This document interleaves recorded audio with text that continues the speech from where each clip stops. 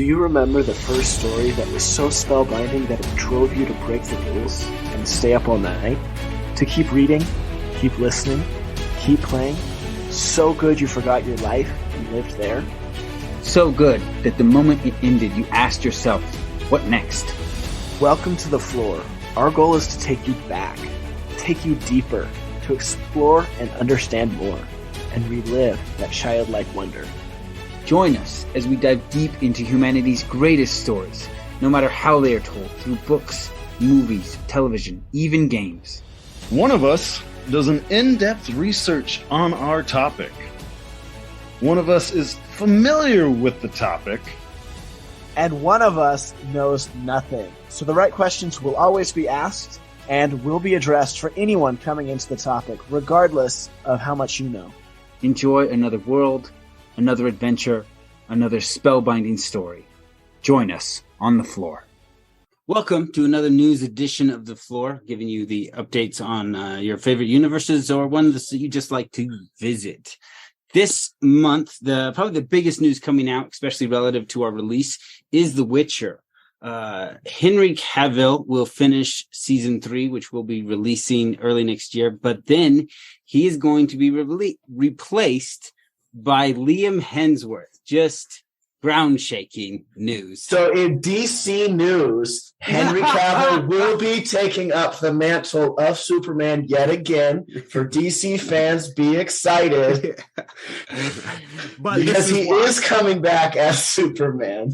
Yes, and those two are completely related. Like, we all know that there's reasons for stepping down. Now, of course, I did some digging on this, and I don't think there's ever a clear answer. A couple people dug up various quotes from him about his work on The Witcher, frustrations with the changes Netflix have made to the series along the way. At one point somebody says, I wish they would just be more true to the source material. So I think a combination of all the money they're offering him for Superman and just being exhausted with fighting within the Netflix team to just tell the story the way it is written. Well, yeah, because Henry Cavill is like super nerd. That's why we've coined the phrase king of the nerds. Right. And so when he's read through and memorized these books and is acting out the main character, and the writers don't do it exactly because they want to add their own writer flair. Well, I mean, I'm just excited to have him back as Superman. I want to put a positive spin on it. I think that's still fun. And so I mean, I've had this conversation with so many people at multiple different castings throughout history, and I always go back to is it Heath Ledger as the Joker? When that was announced, the internet went crazy and they just were making fun of him. Here was this pretty boy heartthrob being cast as this, maniacal villain. And they just thought it was a terrible decision. And think about it. There was a small group of people who were in the casting room when Heath Ledger went in there and said, this is what I'm going to do. And they saw all the jokes going up on the internet, and they're just like, you guys don't know what's coming. You have no idea what's coming. We were there. We saw the audition. We chose him for a reason. And we knew you would laugh, but we were there. Right. He is, yeah. And he's like the best performance, Joker. He is the best live performance of the Joker, I would say, in history. I don't think there's anyone close. He as far as like live action, he redefined the role. It's like, you can argue whether or not he is the best Joker because Mark Hamill put Joker on the map. If you didn't know, True. Mark Hamill, who plays Luke Skywalker, is the voice of basically all Jokers from like the 90s to early he was Joker mid-2000s. for a lot more time than he was Luke Skywalker. Oh yeah, He was Joker for the Arkham games. Yeah. Yeah. Heath Ledger, anytime somebody picks up the mantle of the Joker now, Heath Ledger's who they compare you to. Well, how do you hold up against Heath Ledger, right? And so anytime there's people go nuts over casting, I always remember that they went nuts over Heath Ledger, but the guys in the casting room got it right. They saw the audition and they said, this is the way to go. And so, as much as I understand, like Henry Cavill nailed the role of Geralt, they chose Liam Hemsworth for a reason, and we were not in the audition room. We didn't see what he picked. When you say audition room, are you meaning that there is a subtraction room as well? because Audition, yeah. Okay, but no, yeah, and so let's see. that's always kind of my take on that is, we didn't see the audition, and they did. Well, we will see what it looks like. Yeah, so that's the big news there. Brandon Sanderson, the last book in the Alloy of Law series, the Wax and Wane, will come out this month. So if you're a fan of Brandon Sanderson, that is the final book in that series. So really big news there. A lot of us waiting for that for a while. We like Brandon Sanderson over here. And then, of course, huge news in D&D. So 6th edition is scheduled for 2024, but the play test was done in October. And so we have a top 10, and I'm actually not going to go through all top 10. Like if you're really into D&D, you can check it out. Some of the biggest changes are, one, Rangers and Bards will now be prepared spell. So they can swap their spells at a rest. Huge change there. They say that there's a lot of changes to spell access and magic, but the article didn't go into enough detail that I could explain that. They just say that like schools of magic is far more important in what you can access rather than your class. Oh, interesting. So yeah.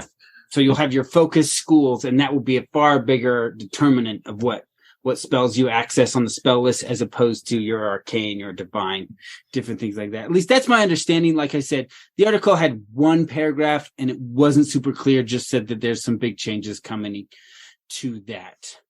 Can we do the test 6th edition? Is that a possibility? If you know a guy. Yeah, if you know a guy, yeah. I think his name's the Internet. Yeah, so those are the big ones. Like I said, you can look that up if you want to, and see some of the changes coming in 6th edition. That's it for the fantasy world news. Right. My big news was Superman. We don't have a lot going on.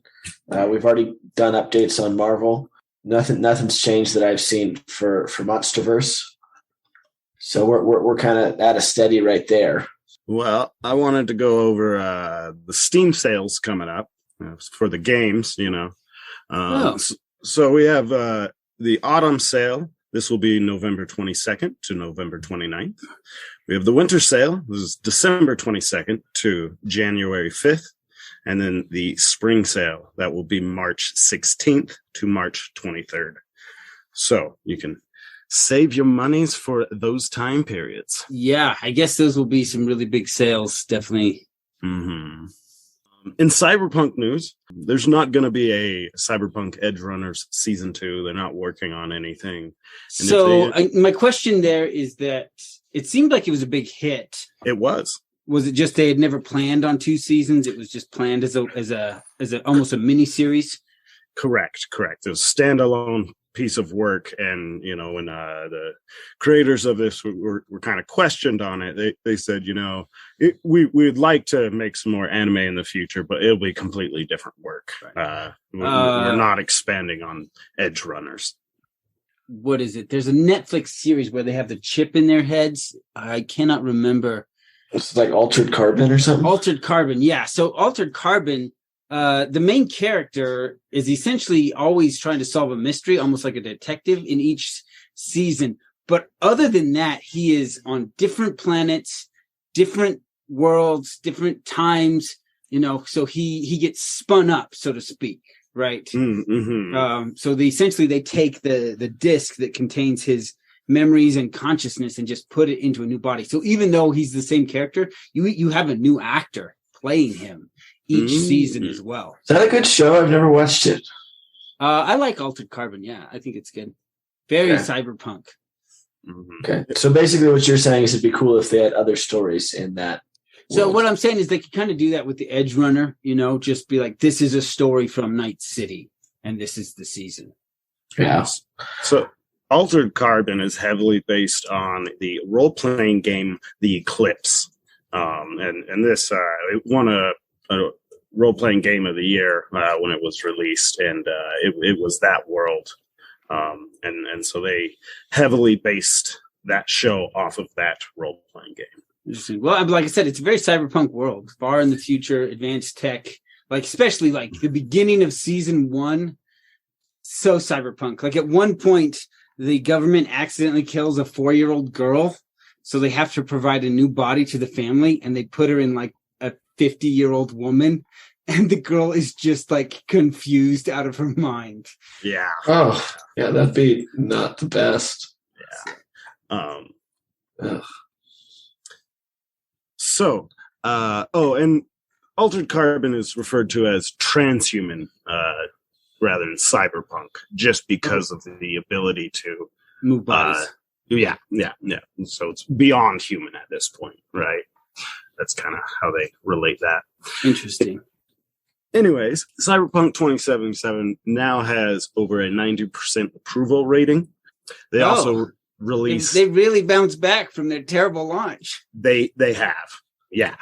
Finally. Like, you could go pick it up and play it today, and you'd be like, I'm not noticing problems, you know. Whereas before it was constantly glitching people where it was unplayable. Yeah. But some things that they've released lately, they released 4K resolution and 8K resolution options. They hit a benchmark of having 1 million players a day for 4 weeks straight in a row. So they are getting lots and lots of play.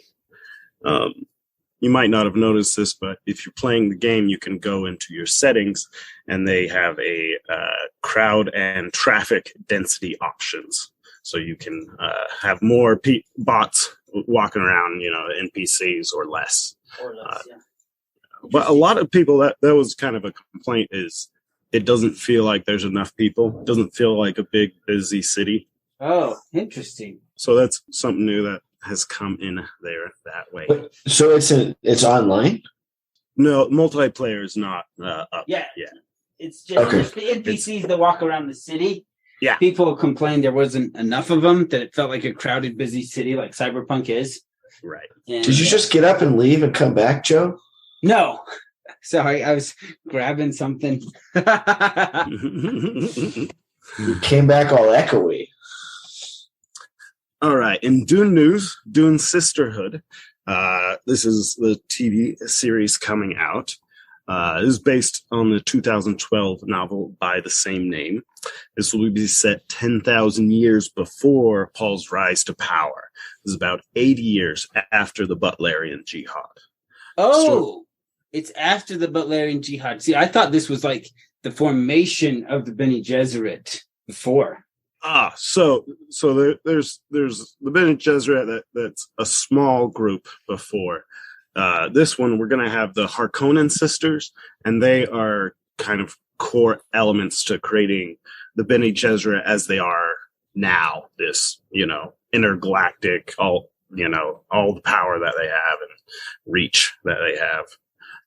It'll be them setting it up, you know, and also adapting to a world where, you know, technology isn't allowed anymore. Right. So, you know, there's changes that are happening. That's super interesting, actually. Yeah. Mm-hmm, mm-hmm. Wait, did you have a release date? I don't remember if you said one. For Dune Sisterhood has not been announced yet. Okay. Nope. But we don't know how much their budget is for it, but we do know that they dropped 650 million in Hungary alone. So it is a high budget series we got here. And the reason I think that number is so high is in Hungary, they have a 30% cash rebate on filming in their country. They want people to come film, so the government will pay you back 30% of your budget that you spend in the country. Wow. Nice. And it could also be Game of Thrones was just a massive hit for HBO, you know. And I mean, we see that in the spin-offs, right? We've got House of the Dragon, we've got the House of Baratheon, we've got I don't even remember what the Jon Snow one's going to be called, right? It's just a huge hit, just, you know, brought in a ton of viewers for them, brought in a ton of attention, and so they're really trying to milk it. And so I wonder if they're looking at Dune and being like, you know, here's this epic story in this complex world with a pre-built fan base like Game of Thrones. If we do a really good job, like we've done on our Game of Thrones, we can tap into that. Mm-hmm. Yeah. Like, we have some new actresses who've been named who are going to be, these the Harkonnen sisters, as well as some other actors. But one fun crossover we've got going is Fionn Cunningham. She was in The Northman, but she's going to be in the upcoming show Witcher Blood Origins. But she's also playing Sister Jen in Dune Sisterhood. So I think that'll be a fun crossover there. We've got people playing in Dune and in Witcher. That's my news for today. Well, all right. Thanks for checking in with us, guys. And we hope this has kept you updated on the things you want to know about going forward. And then we'll be diving right back into The Witcher. All Thank right. you. Thanks for listening. Leave us a review. Tell us why you like listening to us. Is it our awesome deep dives? Is it our amazing back and forth? Is it our charming good looks? What would you like us to add or change? You can put that in the review as well. We read reviews. Yeah, and if you're going to be leaving us a review telling us what you like about it, maybe you even want to share the content with your friends. Like and share on social media. You can join us on Twitter and Facebook. We post memes. And we actually started a Discord, so come play with us. So a lot of the worlds we cover have a retcon. If you're not familiar with that term, it's reconstruction. Or sometimes we might use a bad source for some of our lore research. And if that happens, feel free to email us at florefantasyandlore@gmail.com. That is Flore spelled Flore, fantasyandlore@gmail.com. And if you're angry enough, we'll read it on the air. Yes, we will. Also, the treasure room is now available. We have locked a few secrets for everything we cover in there, and each week we add more. And you can find the treasure room on patreon.com/Flore Fantasy and Lore. And how do you spell that, Aaron? That's lore with an F at the beginning. So it sounds like floor, but it's not the floor you're thinking because it's our floor. We hope you enjoyed your time on the floor. Think about your favorite part of the episode. Now, think about your nerdiest friend. Who is it? What is their name? They want to know about the floor. Stop holding out on them. Go and tell them about your favorite part. Because all of this is more fun together.